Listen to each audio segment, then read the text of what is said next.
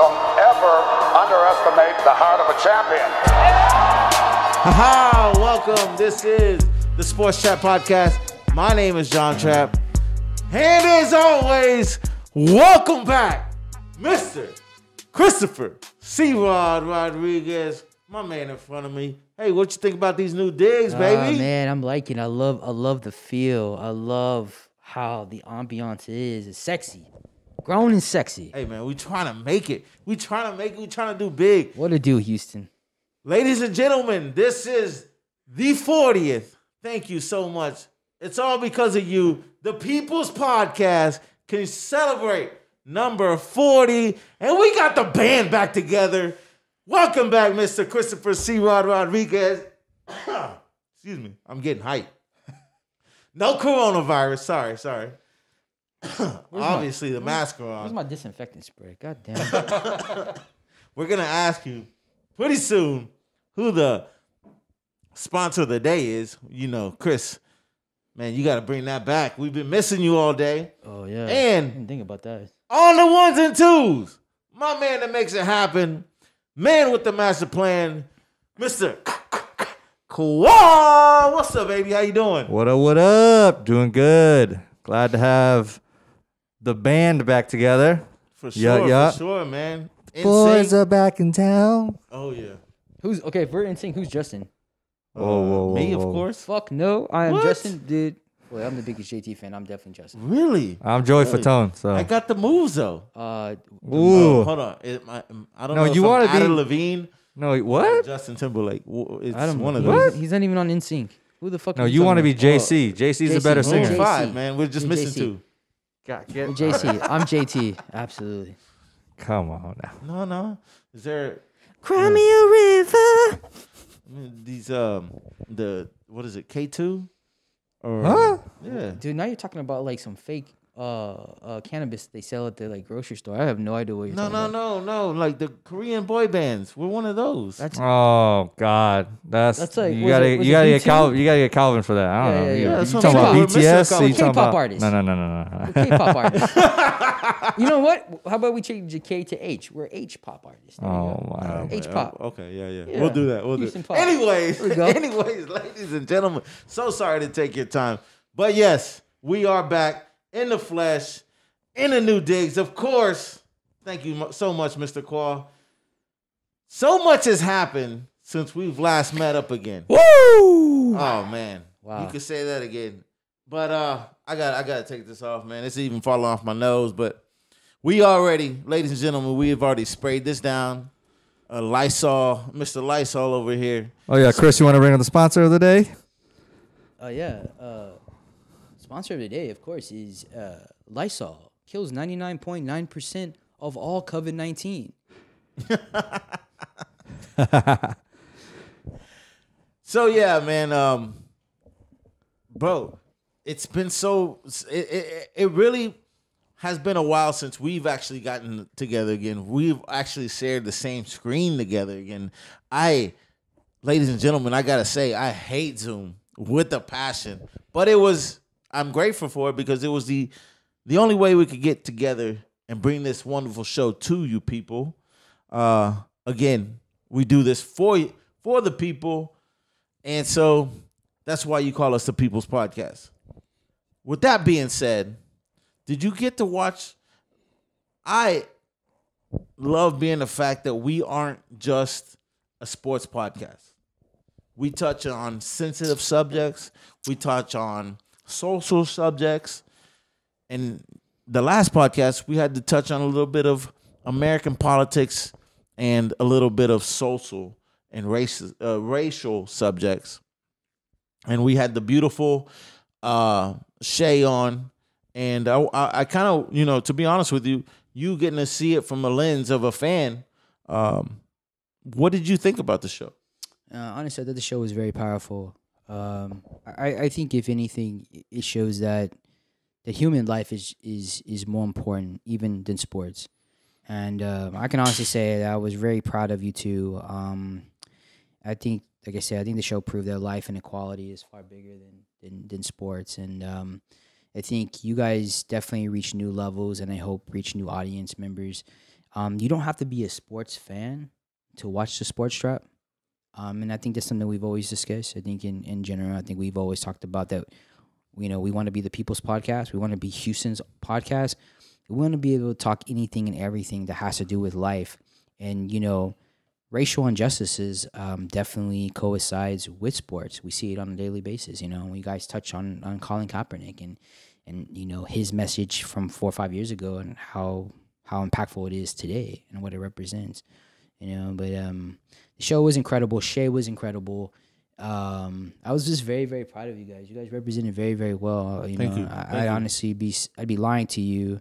Or be dismissing my feelings if I told you I wasn't devastated. That couldn't be part of the show. No, yeah, we were definitely missing you, man. With that being said, that was honestly, we broke records with that show, and like I said, I appreciate Shay.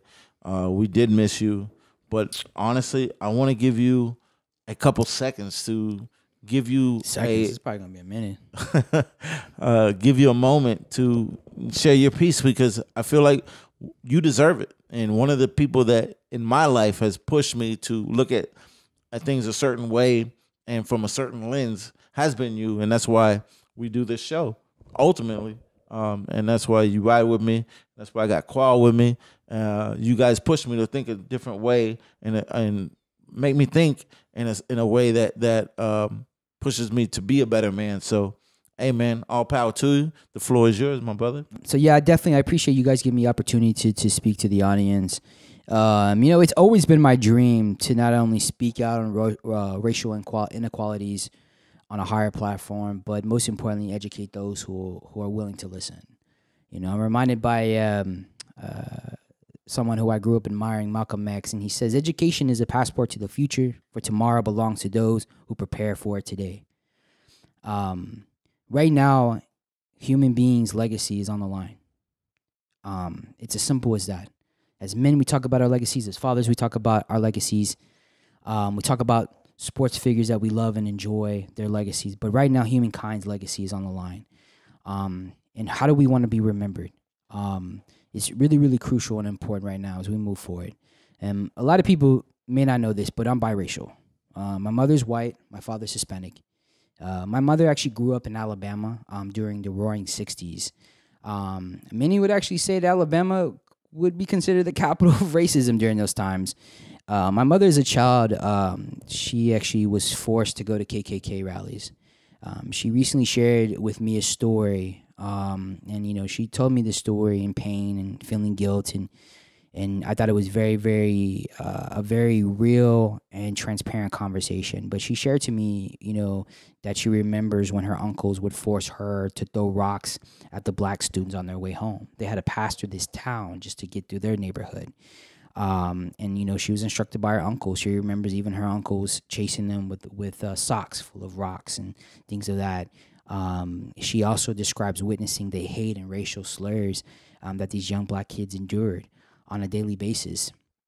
Somehow my mother found my father. My father was given up by his biological mother. He lived most of his life in foster homes while literally watching his own mother start a new family in a small town. Now, keep in mind, my father is dark-skinned.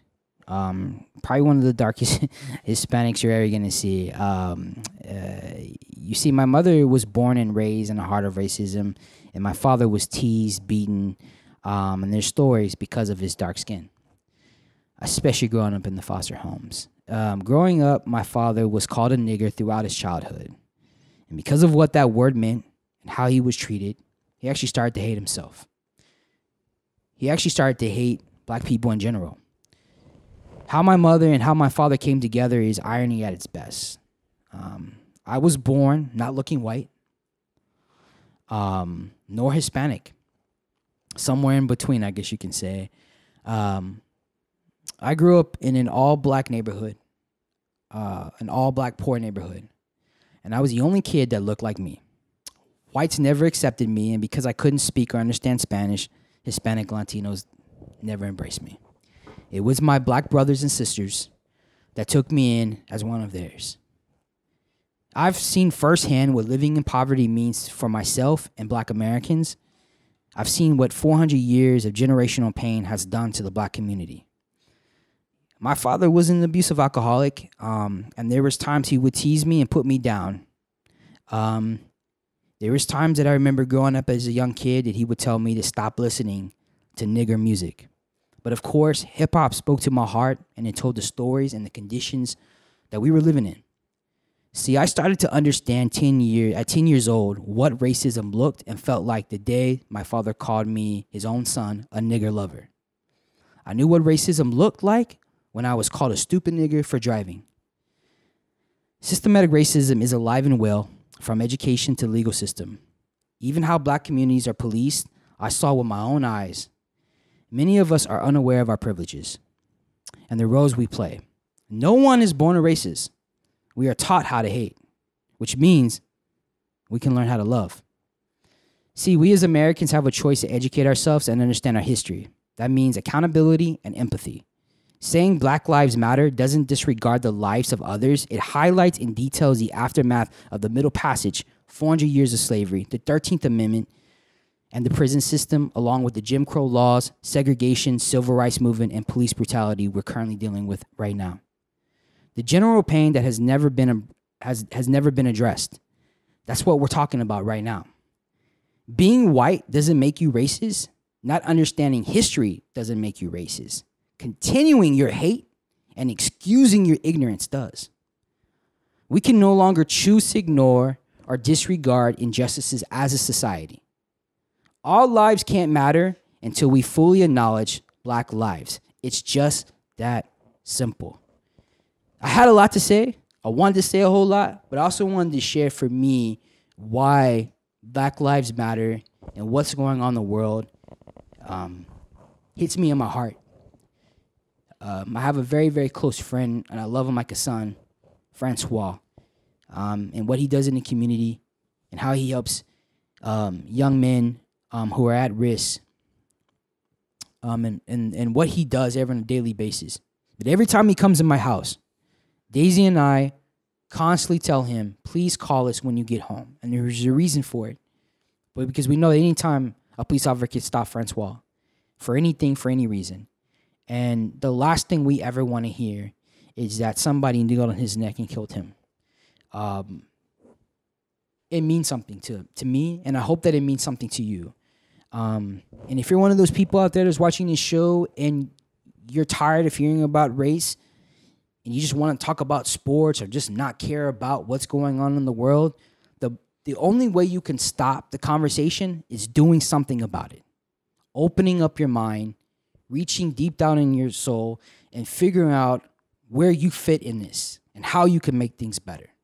That's when we can stop talking about race and social injustices. It's as simple as that. I really appreciate you guys giving me time to talk about that. Oh man, that was deep, powerful, personal, and I know a lot about your history and I mean I can't really speak too much for you, but at the same time, man, I feel you. There's a lot of similarities that we went through, but you had your own path, and you have your this is your platform too as well. You know, and that's one of the things that I always you call you whenever you want to say something, man. You're the floor is open. You know, and last week it was without you, of course, but it was with you in spirit. You know, I appreciate it. I and saw so, it, man. I felt it. And so this is only natural, and I thank you so much for sharing that with us. Yeah, I thought it was great.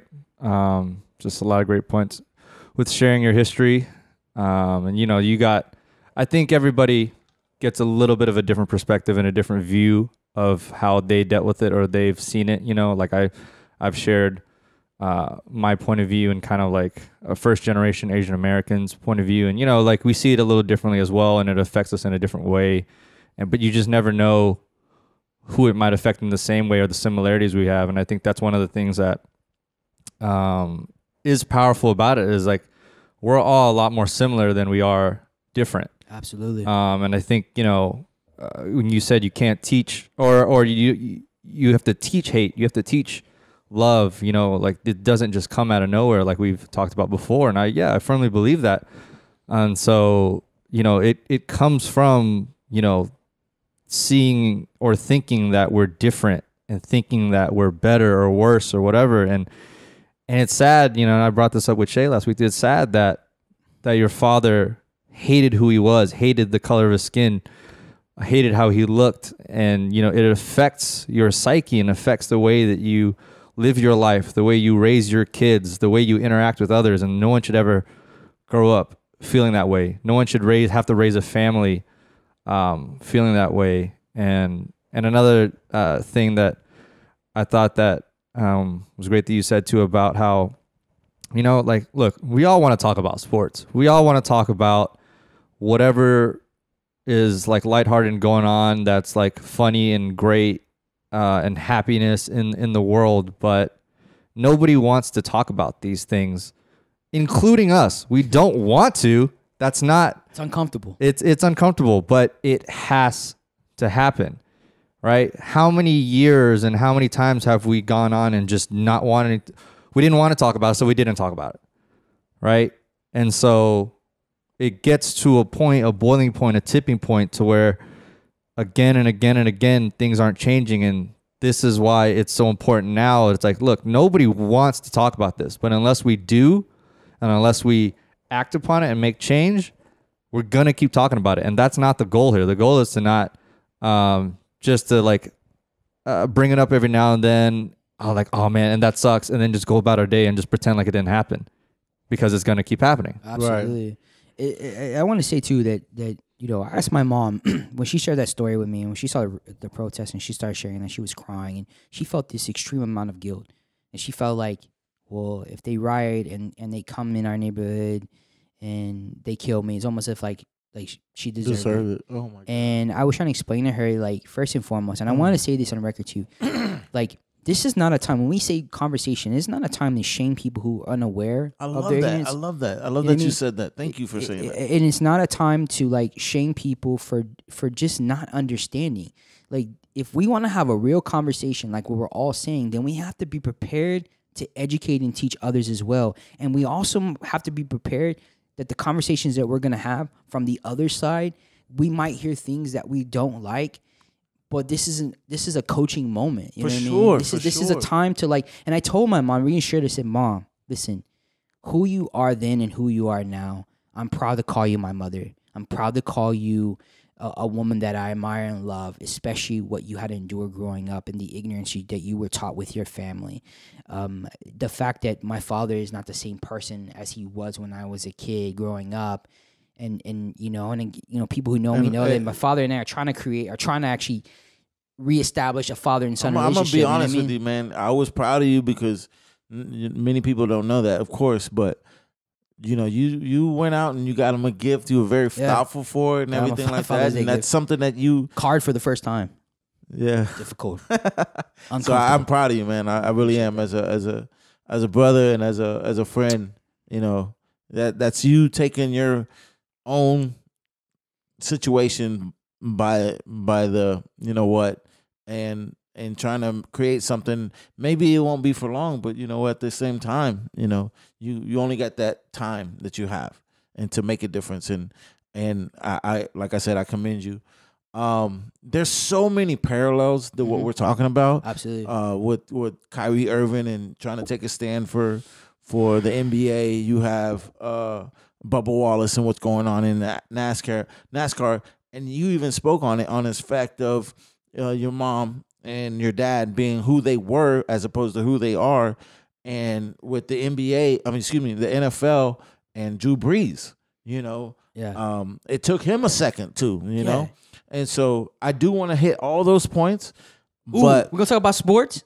We're gonna talk about sports. What? But let me. There's something that I want to say as far as I love sports. Yeah. And one of the reasons I love sports, it's because of that. Maybe it's because of subliminally, it's because of that bootstrap mentality, right? That they all tell us, even though I'm against it, because on a wide scale level that doesn't happen. But every now and then there's a rose that grows through concrete. And that is the ultimate equalizer, in my opinion. Somebody that grows through poverty, like a Shannon Sharp, a Sterling Sharp, that they grew up on a farm, and way back when, that their parents literally came from 40 acres and a mule, right? Or their grandparents did, right? That's American history right there. But those kids made it, right? As Sterling Sharp and Shannon Sharp. And there's a million examples. Michael Vick came out of a city out of, I think it was either Pennsylvania, West Virginia, right? From basically nothing. Allen Iverson. I can go countless other athletes, right? Yeah, that small town that both of them are from is one of the poorest and actually most heavily policed communities. Growing up at that area, both of them, the fact that they were overcome that is special. Right. So I can go through, I mean, every day there's a new athlete that's come from nothing to something. And I respect that. Right. Right? And you in a perfect world, or not in a perfect world, but like just in the world that we live in, that's like you made it. And the ability to do that here in the US is something special, right? Then once you make it, you have to shut up. You can't tell anybody where you came from, or you can't tell about the disenfranchised people that surrounded you as you came up. That's because, like, once you come up and you've survived and you've battled through adversity, then the mentality is you've made your money, so you should be happy. You should be grateful. You should be grateful because but you you made can't your look money. back. You can't look about the situation from what you came from. Right? You can't look back at the other family members that didn't get the fair shake. You got there on the basis of just straight talent. Right. And I'm not saying there's any bad or good in that, but what I am saying is, like, that's the perfect situation from which you get a platform at this point. We were just talking about this. What can you provide? What can you bring to the table? Because other than you not having the talent, they wouldn't have listened to you in the first place. So once you have the talent, once they give you the money, once they give you a microphone from which you can talk from, hey, man, why don't you take that chance? And I'm not saying that anybody should or shouldn't, but I'm not going to shame anybody that does. Yeah, I think we shouldn't. And here's my point too. I also want us to be very, very careful on how we approach race relationships moving forward too. Just because someone is not saying something now doesn't mean they haven't been saying something from day one, right? And so right now, what we're starting to do is that shout out Kendrick Lamar. Minorities are calling out other minorities and saying, "Where were you during the protests? And why haven't you come out with this? Or why haven't you have done that?" And it's just like, then this is W. Du Bois said it best, like crabs in the bucket mentality. We start pulling each other down. Yeah, for sure. Listen, right now, as minorities, we need to not chastise, not belittle, and not put down. We need to elevate. We need to push each other and celebrate all of us who are doing something and can be continuously conscious about what's going on in the world. And here's the crazy thing too about it. Just because there's a lot of people right now that are saying a lot, but only saying a lot because it feels like it's trendy or because it seems like it's the cool thing to do. Listen, we don't need ops. We got plenty of those. So if you're going to be about the movement, be about the movement. Don't just all of a sudden jump on the bandwagon and now you want to call it other people because they're not talking and saying the things that you're saying. It's almost as like, it reminds me of this. When people discover religion, I'll give you an example, Christianity. When people first become Christians, what they want to do is tell everybody that they're a Christian. My favorite thing is why they're telling everybody they're Christian. They want to know why you're not a Christian. And then they judge you for not being a Christian and not having all this inspiration that you have because you've just discovered religion. That's not a great way to start a conversation. You know, it's funny. That brings up a story. And I'll try to do this quick because I want to get into some type of sports. Anyways, I used to be Catholic, right? Sorry to hear that. Ooh. Come on, man. Damn. I'm trying to be a new person. People don't know I've been trying to be a new person. So anyways, I used to be Catholic. Yeah. And then I went to, speaking of Christianity, I went to Honduras. And on one street, which is maybe 100 yards, maybe, had like 7 different churches. And they weren't other religions. They were all Christian churches.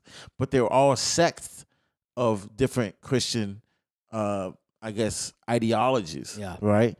So as I go, and I'm one of those that will go in just to hear the word of God. Right. I'll go into a church. Doesn't matter what, I guess, denomination you are or whatnot.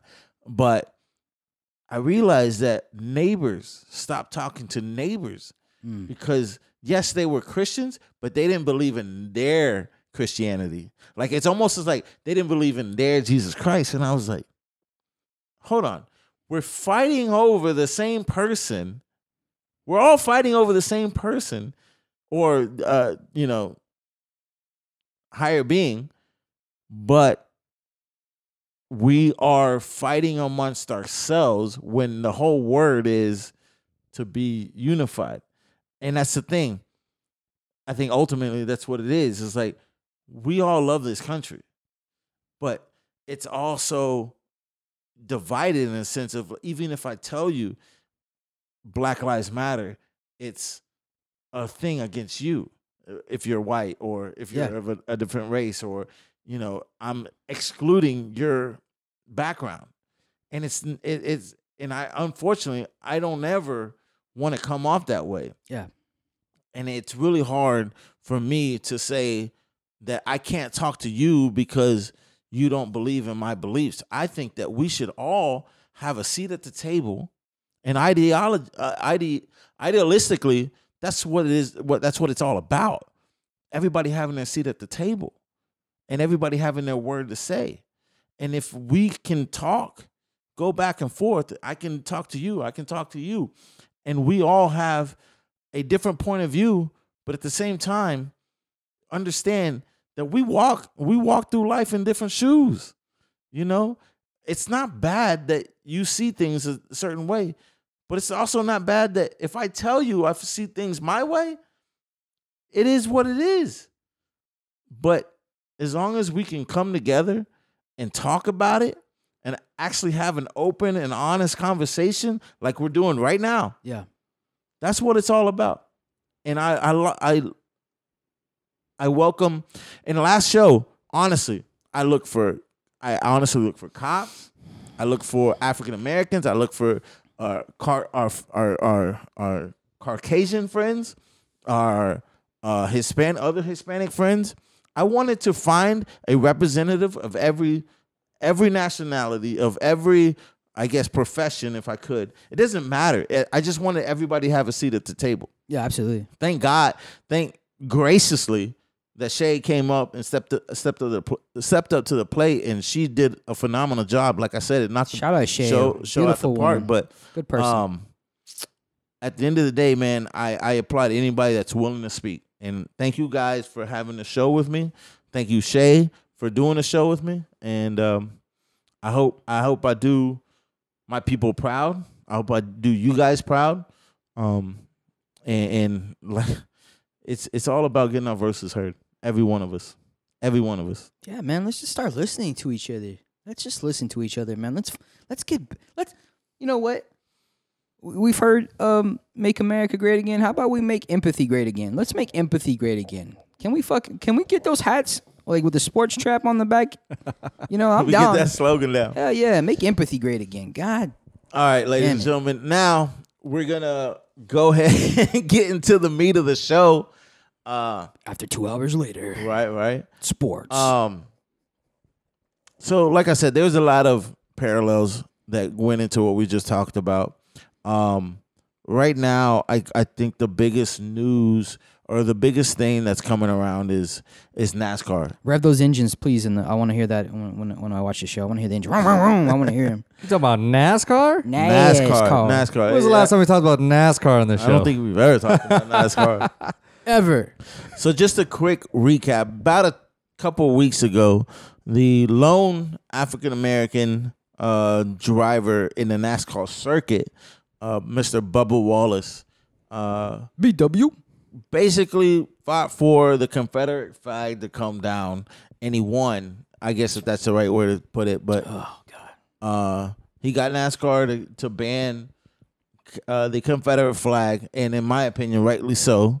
I as much as there may be people out there that disagree with me, but I just do not understand why that is a thing.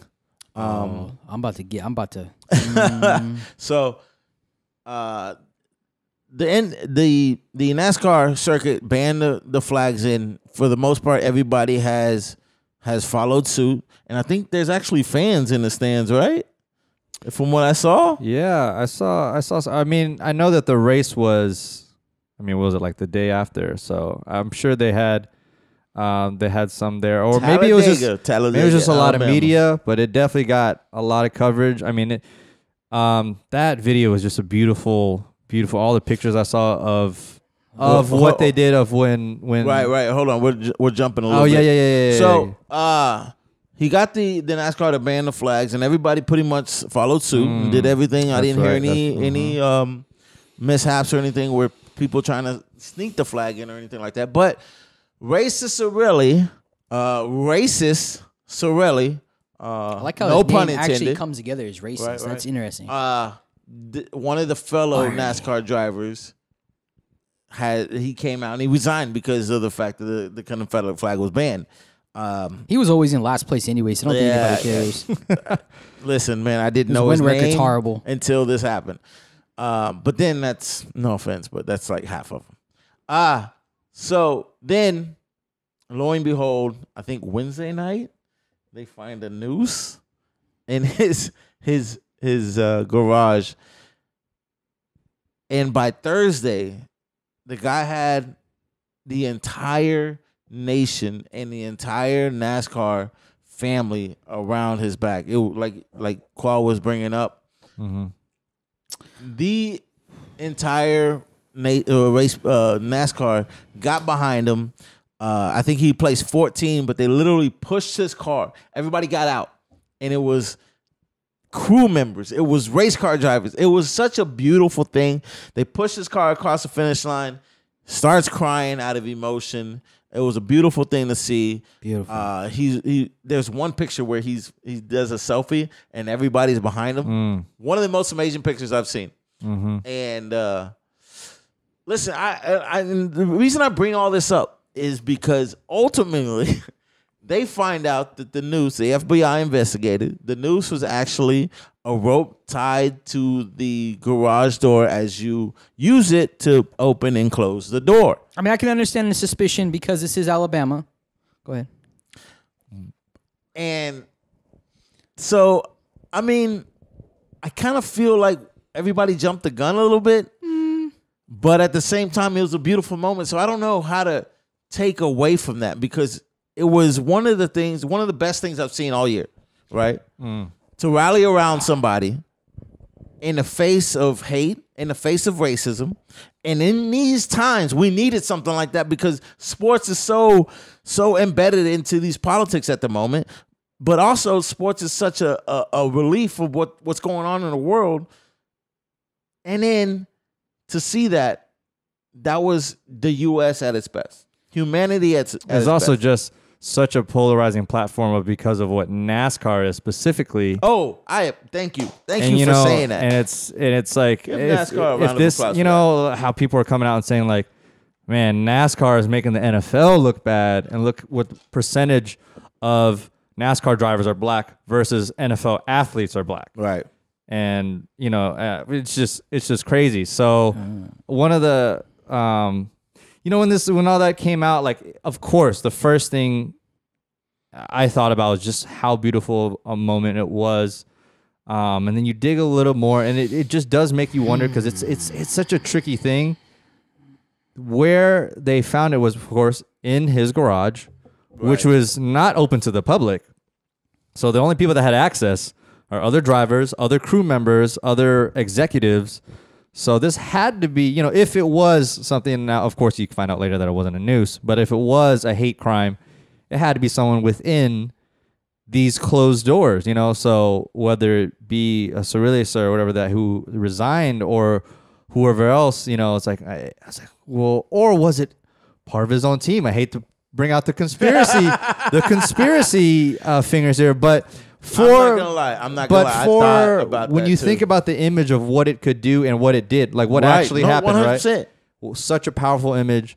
Like I said, such a polarizing platform. Sports has always been a polarizing platform in that sense, but in NASCAR specifically, in this time, is such even more of a louder platform because of what it could. And it's like, could someone not have been like, hey, this could be something we can capitalize on? Jesse Smollett. And you know, yeah, like Juicy Smollett. Shout out to Dave Chappelle. But does it make you okay? Now let's say that it was an inside job. Does it take away the beautiful message? Does it take That's away? what I'm saying. Does it take away the how moment? How much does it take away? Does it take away the moment? I mean, But see, I think that certain people can co-opt it and to think that, like, see, this is what we're talking about. This is something that is overblown. Like, that's why I say all lives matter. You know, because you're taking just a small percentage and you're making it out to be like it's the bigger of the both. When white people get shot by cops as well, and I heard that. I've heard that all week and everything. And there's no talking people down from that ledge, you know. And this is just, I want to believe, and I swear to God, I felt like, man, please don't mess this up. And I opened my phone and I saw. By messing this up, I was like that moment with Bubba Wallace and all the race car drivers and everybody getting behind him. And I open my phone and I see the FBI concludes that it was a rope from the garage door opening and close that they use at least for the past 2 years. So it was, if anything, it was all by coincidence. I mean, is it truly an overreaction? You got to understand the climate and the situation that's in Alabama. You got to understand what NASCAR has represented. You got to understand that NASCAR, since I was little, being at my grandfather's house, you know, my white side of the family, whom my grandfather is racist as hell, he loves watching NASCAR. I hated watching NASCAR except when they crash. But the point being is that it's openly racist. I mean, you've seen the Confederate flags. It was. Here's my thing. Come on, man. Here's my thing. Anybody that tells you that racism can't be marketed, they just prove that it can. Racism can easily be marketed because at this point right now, who the fuck was talking about NASCAR? Mm-hmm. Nobody. And here's the interesting thing. Bubba Wallace is a cool dude. He is cool looking. He's a good looking man. Good looking man. Yeah. He and how do you make NASCAR marketable? Well, you put a good looking black man that's driving a car that's standing up for something.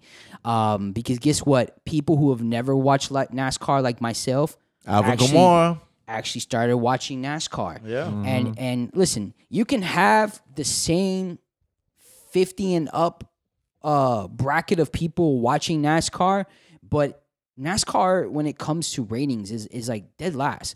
So now you actually have the spirit of NASCAR getting rid of the Confederate flag, having their one black driver driving. Now he's not just driving to be the first to go across the checker flag. Now he's actually driving for inequality, and he has the rest of the drivers that are behind him and backing him up. Mm-hmm. And I think that's beautiful, and I think that's awesome. And I think that maybe things like this actually have to happen to take NASCAR to the next level. Because I guess you know, and honestly, I'm not gonna lie. And like I'm down to watch NASCAR again. Mm-hmm. Maybe I'm not gonna watch it for the crashes anymore, but maybe I can watch it because now this is gonna be appealing to everyone. Mm. But here's my issue with NASCAR.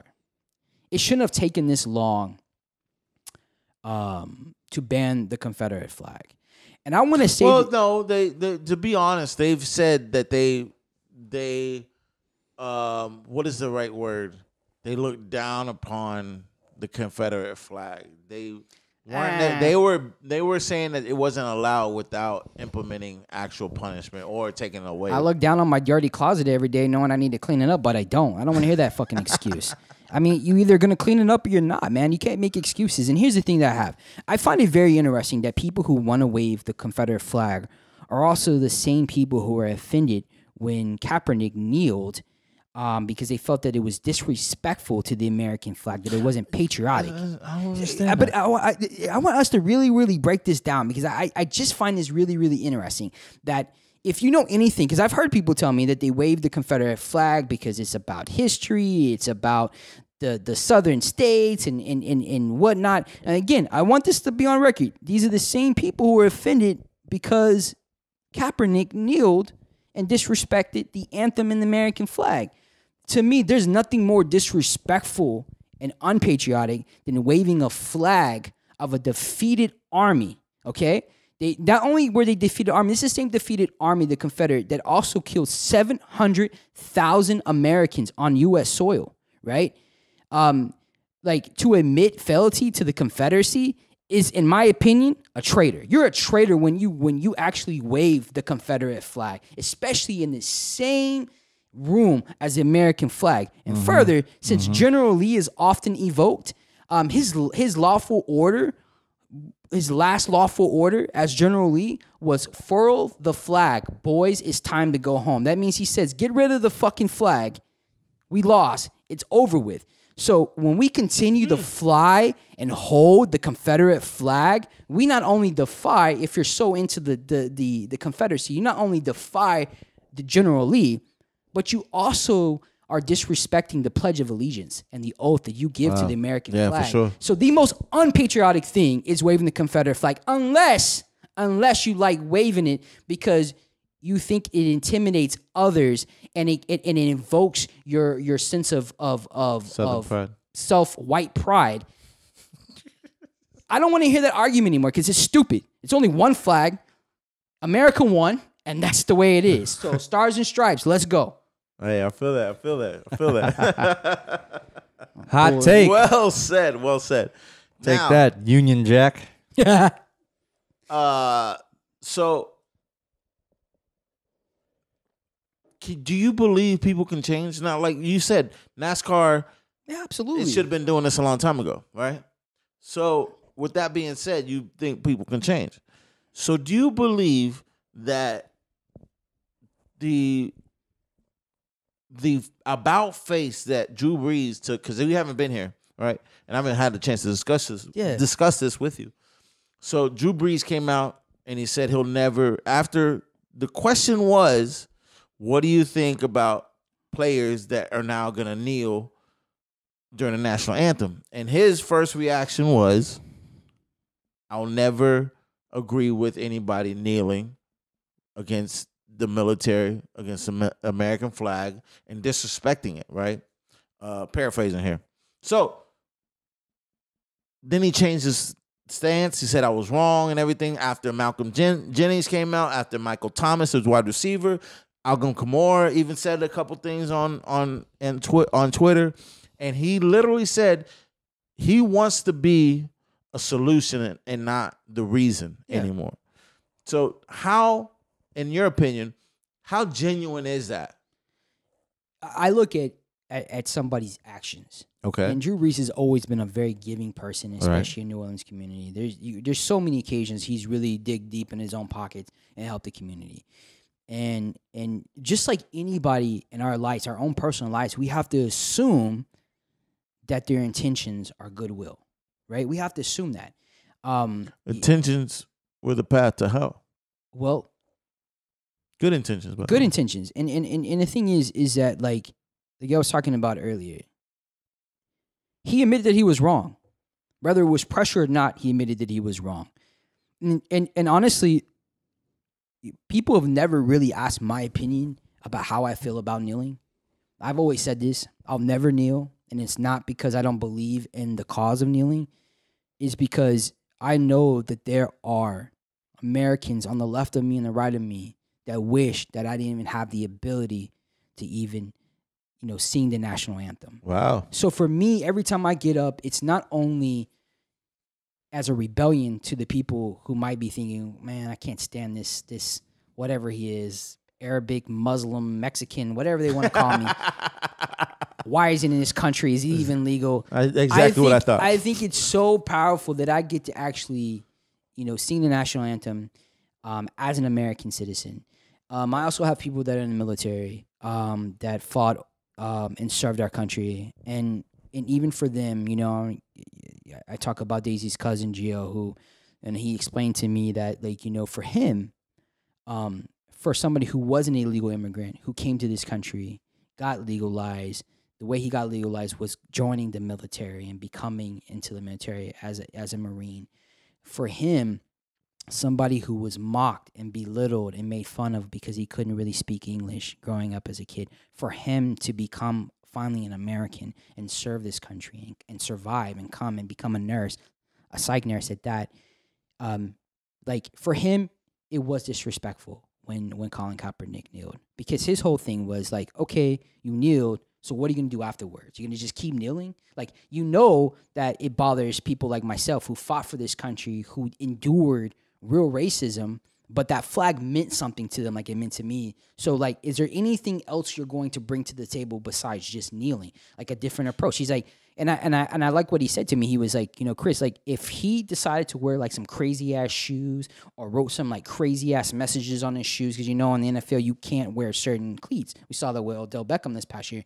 That was talking about racial injustices, he'd be all for it. Or maybe the first time to make a point, but then what are you doing next? Especially if people like him feel offended. And here's the thing. I can see why Drew Brees feels the way he does. I can see why Gio feels the way he does. I can see why you feel the way you do. I know how Khoa feels, and you guys know how I feel about it. At the end of the day, I don't believe kneeling or non-kneeling is disrespectful. I think what's disrespectful if we can't understand why the other person feels the way they do and why they want to do it. Like, I think for Drew Brees, I don't think he really, really understood what racial injustices means to his own teammates. And you know his own teammates got into his ass. I don't think it was anybody else because of how much he's respected by his teammates. For sure. And I think they were more disappointed than anything. And we all know this. Listen, you've said things in your life that you wish you can take back. I've said things in my life that I wish I can take back. Khoa, I'm sure you've said things that you wish you could take back. And you didn't know it offended somebody until someone called you out on it. So when somebody calls you, that's what I'm saying. So then you apologize.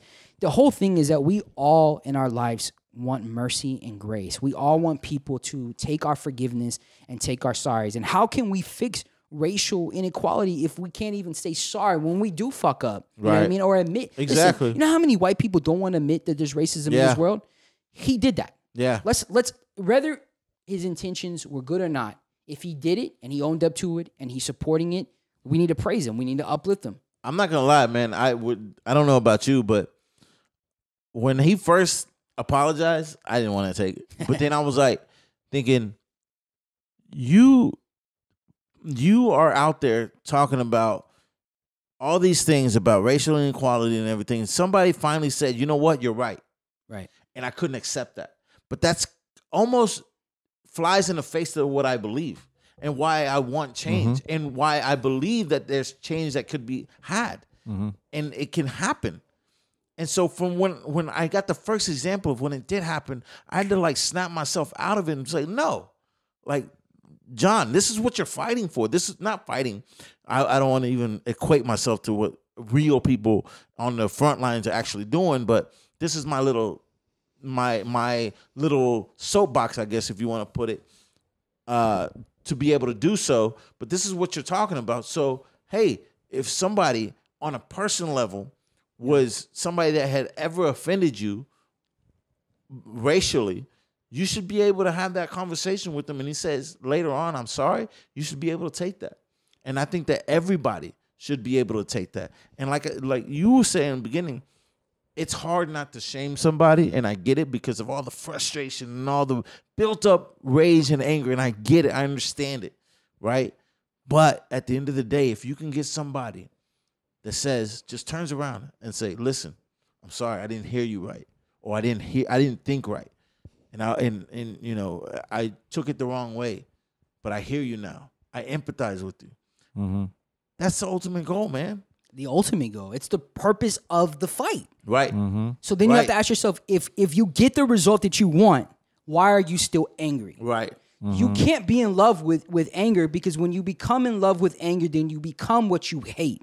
We you can't be about equality and social justice if you can't equate that to when you finally get the result that you want, Right. and you don't like it. It doesn't work that way. Right. And we as minorities, once we get that reaction, we get what we want to hear, we need to embrace that as the way they humbled themselves. Right. Humble yourself as well. sure. Listen, the greatest thing you can ever do, what I'm teaching my son right now, is the importance of forgiveness and grace.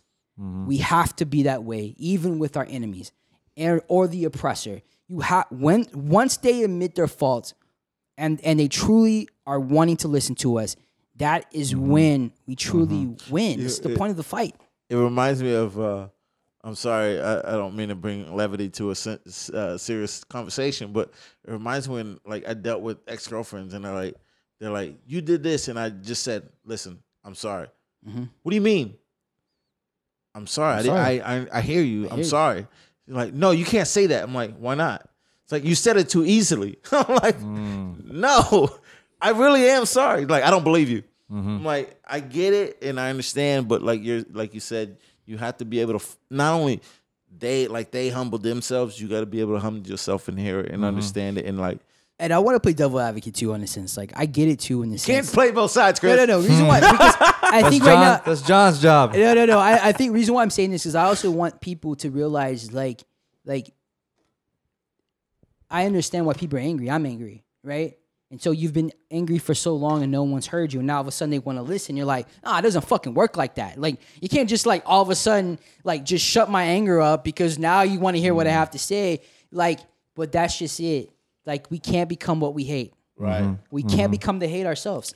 And I know a it's lot hard. of it's misdirected. Oh, absolutely. It's misdirected because that's the issue that you see right in front of you. You see Drew Brees and you see, again, someone who has a big platform who just said something ignorant, said the wrong thing, and then, he was corrected by his teammates, by his friends, and then, came out and tried to correct himself, and then you see that, and it's like, do I believe you? Is that right? I don't know. And it's like, that's a win. It might be a small win in the grand scheme of things, but that's still a win. Still a win. And you have to take it for what it is, and just like you said, we have to make empathy great again. One of the biggest things is people have to be able to hear each other out, and especially when they are seemingly trying to get on your side, to get on the right side of the fight, the right side of history.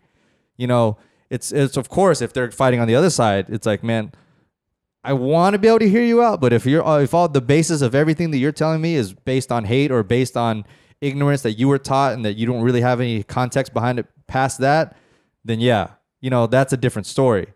But if it's someone who says hey, I was wrong, I'm sorry, I didn't know, I am being educated, I am talking, I am listening, and I want to be on the right side of history, who are any of us to say that, no, I don't believe you, you're not doing it the right way or whatever. And it just goes back to we shouldn't be shaming people for not fighting in the way that you specifically think that they should be, because in the grand scheme of things, that's a big win moving forward. And you know what I mean? Like it's only going to build momentum, and it can only get better for my family and stuff to be able to say, you know what, you were right about something, bro. It is powerful, and it's a complete win. Yeah. Because I've been saying this for years now, and they're like, you know what, at the end of the day, I see some where some of the things you were saying were true. Speaking of which, for somebody to say, Chris knows where I'm going with this. So, head coach of the Houston Texans. Let's go, Bill O'Brien. Love you, baby. He's a fan now, right? Woo! GM had a radio interview, and I just want to say he hit it on the nail. Mm-hmm. He said that he was talking to certain people. He was educating himself. He was doing all the necessary things to understand and even called out our president. Wow. Bill motherfucking Bryan. Woo. And he was one of the first coaches if not the first coach. He was to the first come coach to out. come out and do what he did. Yeah. And then he already said he's kneeling. He's J.J. Watts even opened the door to kneeling. Mr. Captain America, in my opinion. So America's ass. right.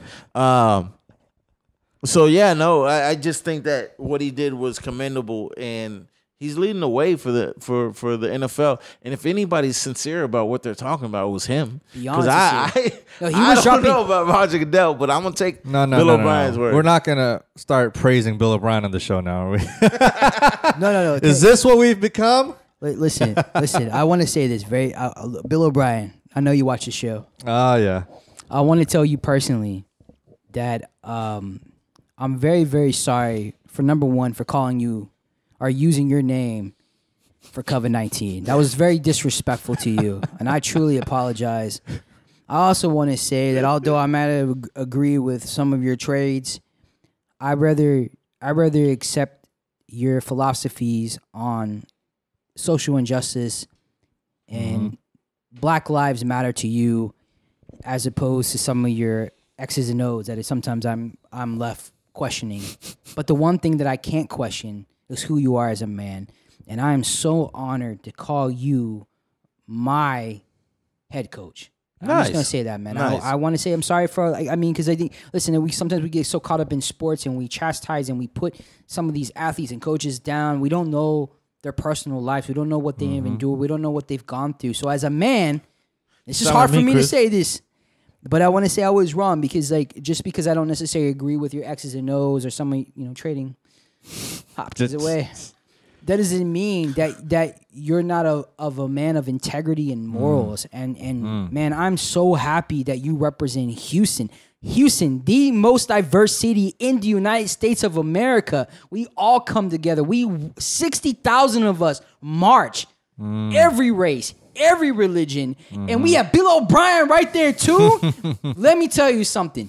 I don't know about all these other cities, but right here in this city, we fucking get it. I am so proud. We fucking get it. I am so proud. Even thinking about, I mean, this is a different issue going back, but just think it's not so far back with Daryl Morey. Like, he was, even though it was, I guess, misguided in a lot of ways, but it wasn't, because he was speaking up about human rights. He was speaking up about people and the injustices that were happening in the different countries, and it wasn't even affecting in his own country. That's so funny. We thought he wasn't going to last a year. Now, fire him now. See what happens.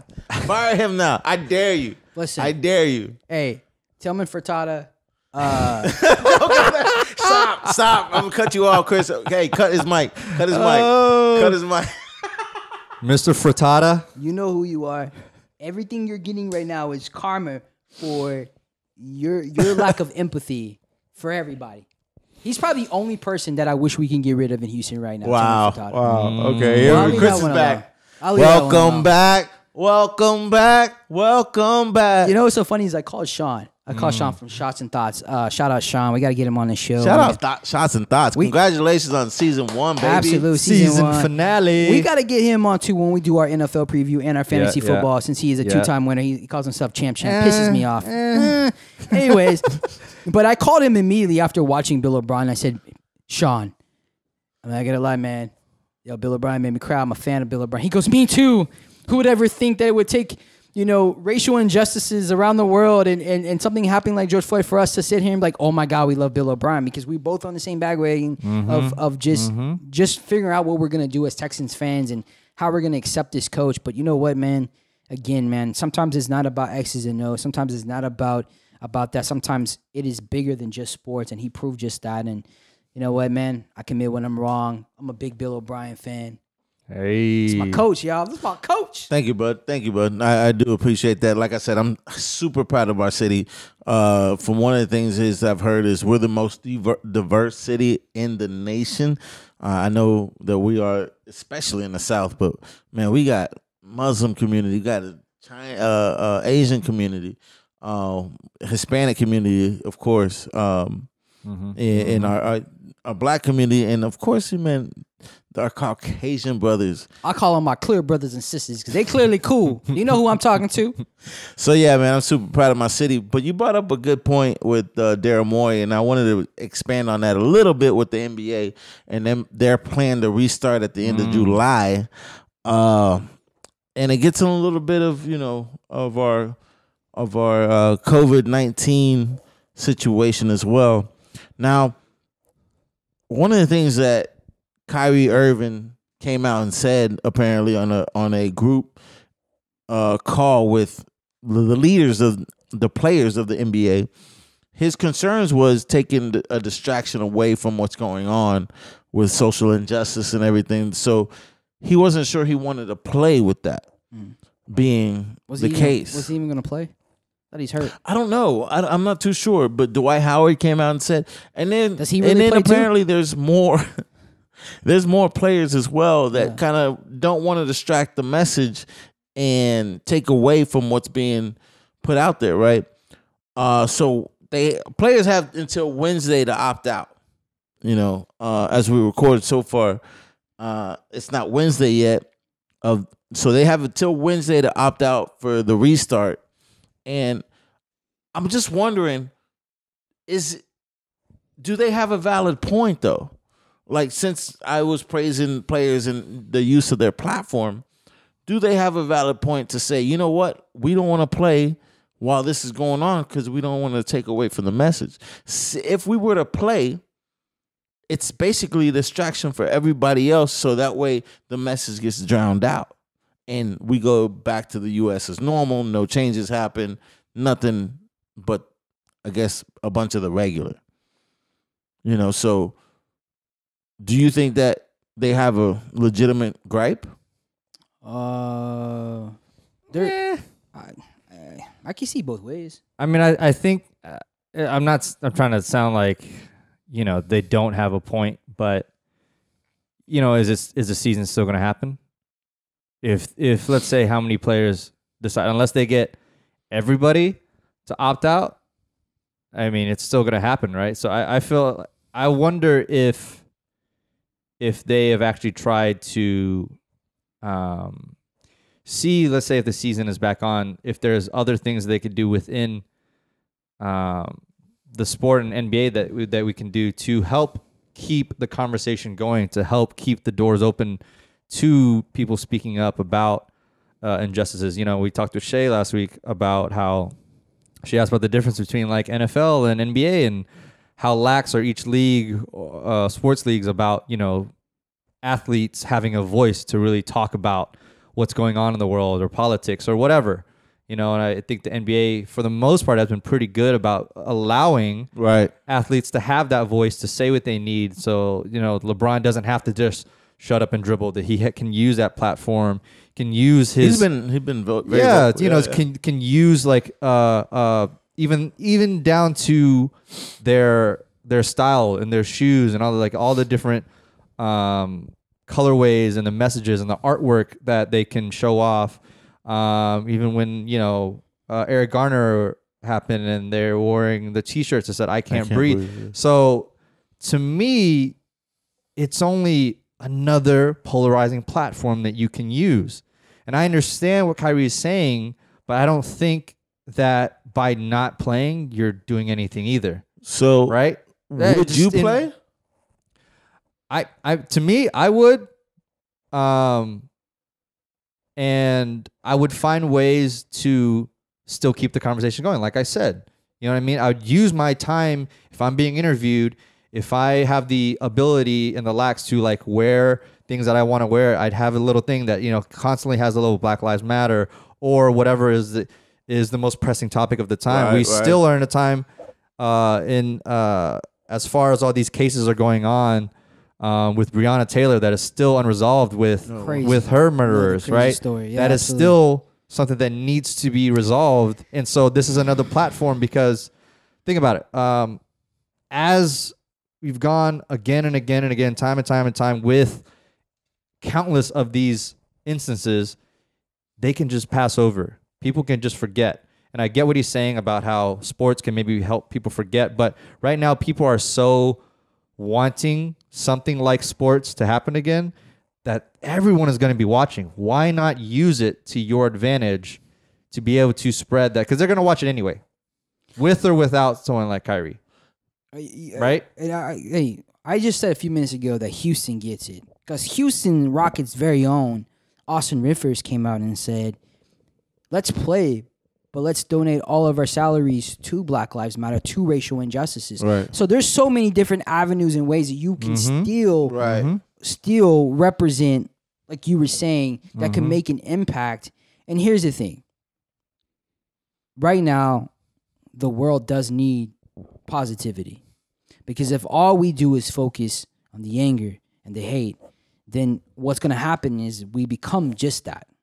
And we're going to get to the point where we're not even moving the stick anymore. You know what I mean? We're just angry, violent people, and that's what it's becoming. That we also need positivity. Like, listen, I'm not the biggest LeBron James fan, but watching LeBron James go out there and stand for racial injustices and play with other black athletes along with other races out there, how they can all come together. I think that's a powerful statement, just as powerful as it would as what we saw with NASCAR. And I'm trying, and I've been the first to say, like, I don't want to be selfish, because at the same time, I also don't want us to forget about, we're talking about the social unrest, but also, 120,000 Americans have died in the last 5 months of COVID-19. So there's over 40 million, including myself, that are unemployed. Like, this is real, So that's another thing that kind of led into why I wanted to bring up the NBA was, would you play in this climate? Because we just found out that Nikola Jokic just tested positive, and he's a cornerstone in what they're doing with as far as the Denver Nuggets. I mean, without him, it's a completely different team. I think right now the people not only want answers and they want to be heard, but they also want hope. And we've seen in the history, when things are at its worst, sports has given us hope. Sports has brought us together. There's probably 15 people right now that are Rockets fans like myself that probably have completely different political views, probably still don't understand about racism, but we can all be in one room together cheering for the Rockets, for the Rockets. So that opens up conversation to make things better and understand. So, you're a Rockets fan. You didn't vote for Trump, but obviously we have something in common, right? so like sports has always brought us together. I remember when 9/11 happened, we were at the point where we didn't really, teams didn't want to play, players didn't want to play because of how it was, but it was actually sports that actually gave some comfort to all of us Americans that were scared and fearful. So sports does have an impact on us socially and consciously, and I think we just need to look at it like, I'm not talking about the athletes. Don't get me wrong. All those owners want the NBA season to go because they lost a lot of money, including Tillman Furtada. We know what his reasoning for the NBA. Anyways. Yeah. No, but I think that's absolutely right, though. And, that's one of the reasons I think we all love sports so much. It brings people together of all different backgrounds, and we don't care so much about what your background is. But I think with the conversation today is that it's a little more open to be like, well, we have this in common. Yeah, what else do we have in common? What else can we educate each other on? Or how can I listen to you? I know that you're a Rockets fan, and we can shoot the shit about that all day.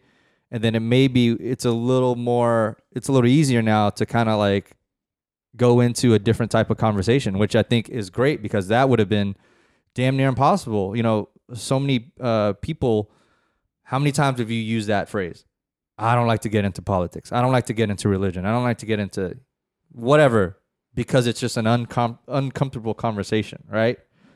But now more than ever, I think it's the time to do it. It's the time to have these uncomfortable conversations, and it's okay to. If people are willing to, and are willing to listen and have that open ear and talk, hell yeah, So again, with sports opening back up, you know, we bring up COVID-19 and Corona. Of course, we want it to be done safely, so they have to have all the precautions and the measures to have people be ensured their safety as well. Can we do it though? I'm reminded by Jackie Robinson. You don't think Jackie Robinson playing as the first black athlete in Major League Baseball didn't change opinions and racial views? No. I'm saying talking about people's safety. Yeah. Oh, I remember That's not our call. I'm just saying if they got those rings now, they got those tracking rings now. They can. If they find a way, like there has to be, it has to be a structured way of testing before and after games. It has to be. We have to have the available resources. Don't you think they come like for example the Denver Nuggets? So they're coming in at a disadvantage. Well, but that's just the way that it is right now. Honestly, I mean, what? So it's not. I'm not saying we're going to open back up on an even playing field. But would you rather have it at 75% or 0? Well, that's the thing. You want it at 100% as much as you can, but what I'm saying is, you're not going to get it at 100. You're not going to get it at 100. Listen, I've been on record. If the Lakers or the Clippers or the Bucks don't win the championship, it's an asterisk either way it goes. Okay, so that's what I'm. So that we got to understand. There's also agendas here. There's certain when you hear the media talk, they'll say, "Is there any other team other than those 3 teams that can win championship?" And they'll tell you no. Right. And I told you when we talked about this a couple of shows ago. What I worry about is when LeBron James tests positive for COVID-19. Will they hide it? Will he hide it just so he can play? Just so that he can play for the Lakers and what he means to the Lakers. See, right now, if teams are willing to risk knowing that their best players could get sick, then they need to be all in on it. I worry because of marketing and worry about how much money's already been lost. Right. That are we really going to get transparency of some of these athletes that probably did, especially the superstars, the one that bring in the money? Are we going to get transparency from the NBA and them hide? We've seen how sports have hide concussions, etc. You're saying, essentially, that, God forbid, LeBron James tests positive. The NBA would actually hide it in the faith that if LeBron James is there, 1, ratings are there. 2, that's right. Of course, money will be there. 3, they win a championship. That's right. You're saying they would hide it? I'm saying the possibility is there, 100%. If we seen sports teams hide concussions, why wouldn't they hide COVID-19? Wow, that's high. Ooh. It's the truth, man. Because at the end of the day, money is more important than life. And that's exactly what we've seen in sports. And that's why I've always told you, I love NFL. NFL's my favorite thing. But when I watch how the NFL goes about certain things, I cheer and watch a sport that really doesn't care about human life a lot of the times. And I always feel guilty after I watch it, but I'm addicted to it. And I can't, that's my flaw. And we're barbarians, bro. So does that mean that you would advocate for sports to not open back up? In a perfect world, what would you do? In a perfect world. Well, of course, it wouldn't be COVID, but... Well, even if there's not COVID-19, and here's the thing, man, like, everything's a risk, right? It's more of a risk now because of how COVID-19 is and the spreading. Right now, all I can think about right now, how much misery and pain that Americans are in right now from so many walks in life. So if the thought of someone like LeBron James playing the game gives someone comfort, I'm all for it. You know what I mean? There you go, Chris. I'm all for it. Full circle, baby. It's a hard decision. I've always been like the athletes make that decision. They made a decision. Like when you go and put on the helmet and you go out there and smash them out, you could die, right? When you go in UFC and you get an octagon, you could die. But for you, it's whatever your personal goal or cause is, you take on that risk. And so I think right now, like you have to just honor their risk taking. So if you were, maybe you're about to say something, but if you were Adam Silver and you ran tests league wide, you found out who had it, and let's say LeBron James is one of them, but let's say he comes out and he says that I still want to play. His teammates all know, they agree. His coaches, they all agree that they want to risk it. What would you do? LeBron James, you better sit your ass up in that quarantine zone, because I can't say we're doing everything that we can to protect our athletes, and then I guess making what's the word I'm looking for? I'm giving LeBron James just because he's my biggest moneymaker. Your favorite. I'm favoring him. Yeah. I don't think that's fair, and that's Well, that's let me where ask you this. So you better go to Epcot, quarantine zone. Right. So if I didn't want to play, and you're LeBron James, I'm Kyle Kuzma, but in real life it would be a different way. But anyways, yeah, you're Anthony Davis again. In real life it would be different. Anyways, so I don't want to play, and not because of any other reason. I don't want to put my life in danger. Like I'm gonna tell you right now, I'm calling these. There's a lot of players right now that don't want to play because they have taken this vacation and have done absolutely nothing to stay in shape. There's a lot of people that are gonna use COVID-19 or racial injustice. I'm not calling anybody out because it's a way for them to get out of playing basketball. What would you tell me if you didn't want to play? Yeah, that's your choice. Okay, but you wouldn't shame me for not wanting to play. I wouldn't shame anybody. I thought it was the most honorable thing when he found out that Trevor Ariza was not going to play because of his custody battle with his son. For his son, that he can only see his son in this period of time, and because if he decides to play, he was quarantined, he can't leave. Right. To me, that just shows you what kind of man he is. That his son means more to him than actually playing. This is somebody who loves to play basketball. We know how Trevor Ariza loves to play basketball. So, like, at the end of the day, they're giving them the opportunity to opt out. I think that's respectful. And 100%. And if you don't, man, listen, you know that if LeBron James came out tomorrow and said he wasn't going to play because of whether it's what's going on or racial injustices or because of COVID-19 and he wants to protect his family, that everybody who hates LeBron James would come out of the woodwork and talk shit. It's just the way it is. Do you think the league would still go? Without LeBron James? I don't know, man. Man, because you saw what old boy put out there. Patrick Beverly, he put out a facetious text saying, you know, if LeBron James is playing, we about to play, right? And it's you could take it in two ways, but what he was saying was the only reason the NBA, well, in my opinion, I didn't speak to him, I don't know, but the way I took it was kind of like sarcasm in saying that if the LeBron decides to play, we all playing. You get what I'm saying? Like, just because he's the one that moves the needle like that, he moves the NBA into saying and LeBron the warlord, dude. And not just that, but then they've already determined from day one, from the beginning of the season, that the Greek Freak was going to win the MVP. They're pushing the narrative for the Bucks. Listen, the NBA is trying to figure out to where they can nail it to where it's the Bucks versus the Lakers. But I tell you what, man, I think that honestly, if you look at everybody that's working out, it's gonna be the Bucks. It's gonna be the Lakers. I don't know about the Clippers. I haven't heard anything about them, but it's gonna be the Rockets. Let me tell you something. The Rockets hey, ain't nobody trying to listen to that, right? Man, James Harden. They hated us before, and they'll hate us after this. You see Westbrook's, he just posted some new workouts. Yeah, man. you saw that? Let me tell you something. James Harden looks like a brand new person. And from all accounts, this man has really focused on his body, his conditioning. And if James Harden was this elite with the way he had on him, can you imagine a skinnier frame, more agile James Harden? What I like about it, too, it's going to be a shortened season, 8 games, and then straight into the playoffs. Who's played more games than anybody in the league? James Harden. Who could afford the rest more than anybody James else? Harden. Right? And so that's going to be really at an advantage for the Houston Rockets, in my opinion. So I'm excited. Between everything that we talked about. Are we going to do like a re-up NBA preview? I would like to see it. Might have to. But I got to see some games, though, because like you said, there's some people that have not used this quarantine. Oh, I'm telling you, the people who haven't are going to be, they're the ones who are like, I don't know if I really want to play or not. Right. COVID-19. And you're like, well, you got a couple now, days, man. You got till Wednesday to opt out.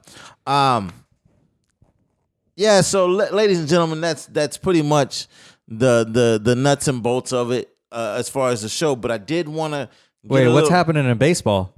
That's what I was gonna. Don't we have some quick hits or some H-Town blast? Let's go. I'm really wanted to get your guys' real quick opinion on baseball not being able to lock it down. Last I've heard, they got like a 60-game season. But come on, man. This happened right as their season was about to start. Spring training was almost a full go at the apex of this when everything went into lockdown. And now America's pastime, America's used to be favorite sport, baseball, my first love in the sports, can't even get on the field. And this time, we can honestly say this time it's not the players, it's the owners. Really? It's the owners in so many different ways. You know, one interesting fact that I learned the last couple of weeks with all this MLB talk is that, you know, when the playoff games start, especially now that they're trying to extend the playoffs, right? They're trying to add more playoff games. Do you know that all the games that are played that are on national TV, especially now that you just saw they just re-upped their contract for $1 billion, right? The players get none of that money. Not one single penny. Only the owners. So when the owners come to the table and are demanding that these players take this pay cut and that pay cut, they're fucking not taking a pay cut at all. So I'm standing with the players on this. Listen, these owners are making ridiculous amounts of money. And I mean, think about this. Right now, we're in COVID-19, and they were able to sew up a contract for $1 billion, and they haven't even finished a contract with ESPN yet. So the ridiculousness that goes on and how unfair that these owners and the amount of money they get, I commend the players for saying, "No, we're not folding. Y'all need to, you know, fuck you, pay me." You know how it is. Shout out Mos Def. You know this. Hey, I'm just saying. So. You know, it's funny because all this stuff was going down, and the restart happens, and the restart negotiations. We hate the Astros. We hate the Astros. And they had different. I even saw a meme that showed every team jersey and the advertiser that should be on their jersey, right? And it went from, you know, Boston to Yankees to LA Dodgers and all that stuff, and it got down to Houston, and their patch, guess what it was? Trash can. Waste management. Hey.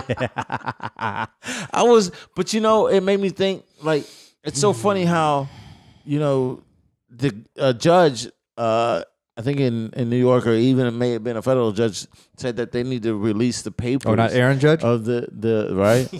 Of the Yankees investigation. And apparently, if you believe in conspiracies, they had 3 cameras set up in order to cheat in 2017. I heard multiple cameras, and not just that, but you know, this was all part of what's the betting company that does it? Oh, that's why it became legal. That's why it became. They were trying to prove the fact that because of the cheating. What's the name of the DraftKings? DraftKings. DraftKings went to court with the MLB because of the known cheating that was going on in 2017 that cost them a lot of money. They were trying to go to court. They're suing. So then what they did was show that the Yankees themselves were cheating, and that not only were they cheating, but there is a full out report by Manfred that clearly states that this was beyond like some serious cheating. On the level of, if you want to call it, the Houston Astros, maybe even worse than that. And I can't reach. Can you hit that spot real quick? What? Can you hit that? Can you pat me on the back? There you go. Thank you. Appreciate it. Listen, I've been saying this. Listen, thank you so much. But who doesn't want this to come out? Who did an appeal because the judge thought something was wrong with your back for a second. The judge, John's stupid. The judge literally said that that it was going to release it, and then of course the Yankees organization filed for an appeal because they said, quote unquote, this could be detrimental to the Yankees organization. Fuck that. Fuck that. What, Yankee fans? What, Aaron Judge? Fuck that. Shout out Carlos Carrera with the classic Twitter. Hey, what the fuck has John Boy got to say about this, motherfucker? I haven't heard nothing. What's up? Nothing. You know what? Here's at the end of the day. Talk about double standards right here. Come on, man. This is some bullshit. At the end of the day. It's like if LeBron James were to be covered up for getting COVID. But I feel like Chris is about to get into this. Like, this is in no way me not taking away what we did. Absolutely not. I still am not saying that we abstain like the mark in history that we, especially with Astro fans. But it's much clearer to see something what like John was saying now. I was like, we're not the only ones. And yes, I think, like we'll take the heat for whatever you want to give us, but give that heat right fucking back. Right, for sure. Give it right back to the Yankees or full fair, like investigate all 32 or how many the fuck teams are. And I want to see it all. Lay it all out on the fucking table. You want to be a part of fucking cancel culture 2020? Lay it all out there. You damn Yankees. I don't know if I've ever said this on air, but I want to make this clear to you, and I want to make it clear to the public. One thing I'll say is I don't believe that we should be absolved.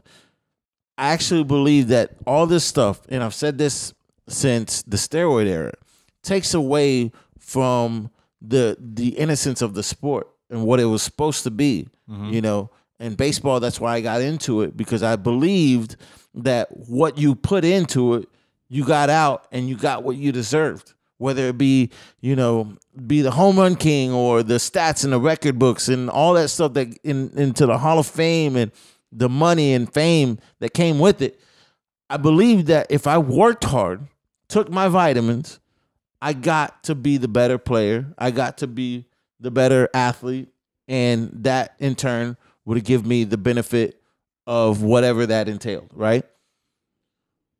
So when I see things like this, like the steroid era, when I see things like the Black Sox and their situation way back in the 1900s. Shout out unwritten rules. And then when I see things like cheating on the level of what the Astros, the Yankees, and the Red Sox, and don't even think that I don't think that the LA Dodgers didn't do anything. But when I see the top teams doing it, all it is taking innocence away from the sport. All it is taking kids away from something that they love, and they don't believe in the product anymore. So much so that DraftKings has sued baseball and the Yankees over this. So much so that the ratings have dipped every year since the home run chase with Sammy Sosa and Mark McGwire. Ever since all that has happened, you lose the fans. You're losing the sport. And for things that come out over and over and over again, unfortunately, that hurts my first love. That hurts my heart. And so, I, even though I say that, hey, I've been saying this whole time, it hurts. It hurts to say that. My biggest issue with baseball, and is the fact that it's still an elitist sport. Only certain teams are praised, only certain teams are followed, only certain teams are truly embraced. It took the league to make a shared revenue for baseball to be truly successful, because there's only certain teams that have the biggest edge. And I say this, Astros shouldn't have been at the winner's table, and they worked their way to the winner's table. And then not only did they build a powerhouse of a team, but they also learned while watching these other elite teams to do not only do what they were doing, but do it better. And Houston was made an example not because they got caught cheating, because they got caught cheating better than the elite teams or the favorite teams like the Yankees and the Boston Red Sox.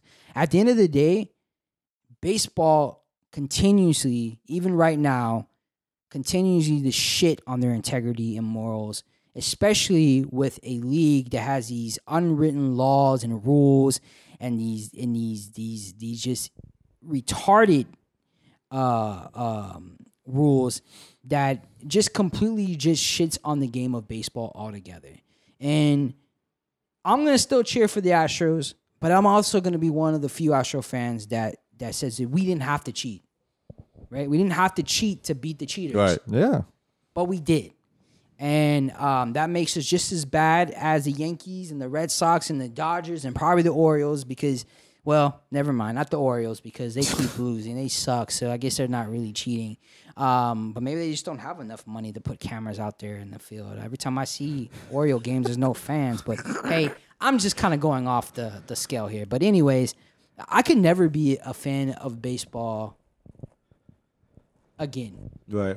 It just the fact I get that, it. I get it. You know, the fact that Manfred is covering this up and that he didn't release this, and that we're actually going to the appeal court not to release the document because this could ruin or destroy the entire. Like what? That's already admitting fault. Right.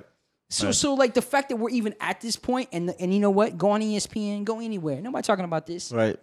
Right. God forbid, talk about our beloved Yankees.